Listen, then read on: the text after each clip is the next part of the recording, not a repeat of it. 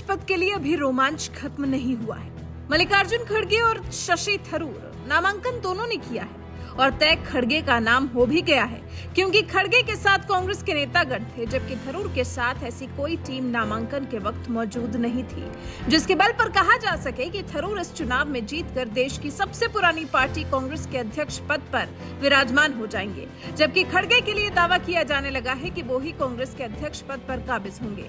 ऐसे में थरूर काफी नाराज नजर आ रहे थे। थरूर ने तो खड़गे को सार्वजनिक बहस तक के लिए चुनौती दे दी थी। रविवार को थरूर ने कह दिया था कि वो उम्मीदवारों के बीच में सार्वजनिक बहस चाहते हैं और इसके लिए तैयार भी हैं। इससे लोगों की उसी तरह से पार्टी में दिलचस्पी पैदा होगी जैसी कि हाल ही में ब्रिटेन में कंजर्वेटिव पार्टी के नेतृत्व पद के चुनाव को लेकर हुई थी।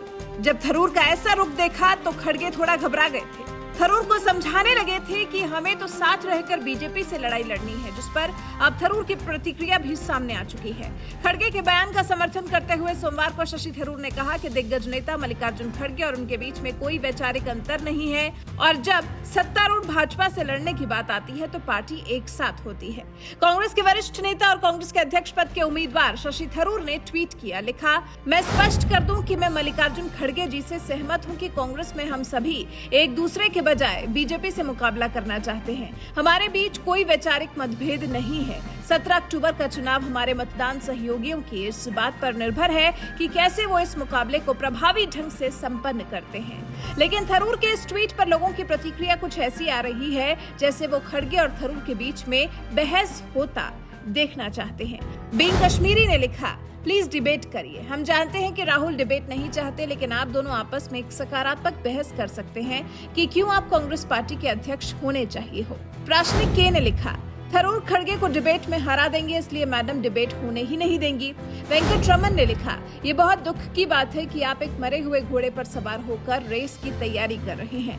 अनु मित्तल ने लिखा, कांग्रेस को अपने कंफर्ट जोन से बाहर आना होगा। अनभक्त ने तो लिख दिया, खड़गे जी को अपना नामांकन वापस ले लेना चाहिए और आपको पार्टी का अध्यक्ष बना देना चाहिए। तो कुछ इस तरह से लोग थरूर के पार्टी में किसी भी तरह के गतिरोध नहीं होने के दावे पर प्रतिक्रिया दे रहे थे। वहीं थरूर ने जब खड़गे को गुस्से में आकर बहस का चैलेंज दिया था तो इस पर खड़गे सौम्य नजर आने लगे थे। रविवार को उन्होंने कहा था, मैं चुनाव में किसी के विरोध में नहीं बल्कि पार्टी को मजबूत करने के लिए उतरा हूँ। कांग्रेस के कई वरिष्ठ नेता और कई युवा नेताओं के कहने पर मैं चुनावी मैदान में उतरा हूँ। खड़गे ने यह भी कहा था कि उन्हें और थरूर को भारतीय जनता पार्टी और राष्ट्रीय स्वयंसेवक संघ के खिलाफ मिलकर लड़ना है। खड़गे ने ही कहा था कि उन्हें और थरूर को महंगाई, बेरोजगारी जैसे मुद्दों के साथ ही भाजपा और राष्ट्रीय स्वयंसेवक संघ की विचारधारा के खिलाफ मिलकर काम करना है।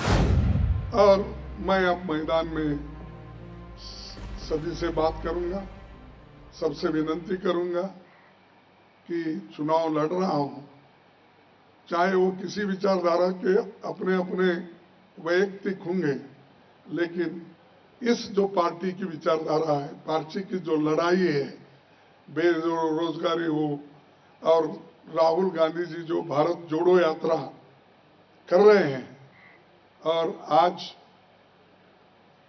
हमारे कर्नाटक में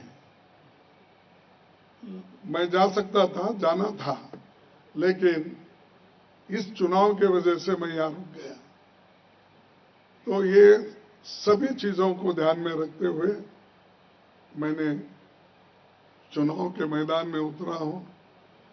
तो मेरे पार्टी के सभी डेलीगेट्स का कोऑपरेशन चाहता हूं, सभी नेताओं का कोऑपरेशन चाहता हूं, सभी पार्टी के जो विंग है, यूथ कांग्रेस हो, एनएसवाई हो, महिला कांग्रेस हो, किसान संगठन हो, अनऑर्गेनाइज्ड वर्कर्स हो, इंटेक हो, जो भी डेलीगेट्स हैं उन सबका मैं कोऑपरेशन चाहता हूं। जिस पर अब थरूर राजी हो गए हैं। थरूर ने भी खड़गे की बात का समर्थन कर दिया है, कह दिया है कि खड़गे जी की बात का समर्थन करता हूं कि कांग्रेस में हम सभी एक दूसरे के बजाय बीजेपी से मुकाबला करना चाहते हैं। वैसे पहले थरूर के सख्त तेवर के बाद यूं नरम हुए तेवर कुछ और ही कहानी बयां कर रहे हैं, या यूं कहें कि दाल में कुछ तो ऐसा काला है जो दिखाई नहीं दे रहा, क्योंकि थरूर खुद भी जानते हैं कि अगर एक बार खड़गे उनके साथ मैदान में हैं तो खड़गे को ही अध्यक्ष पद मिलेगा। ऐसे में अचानक से उनके शांत होने की वजह हमें तो समझ में नहीं आई।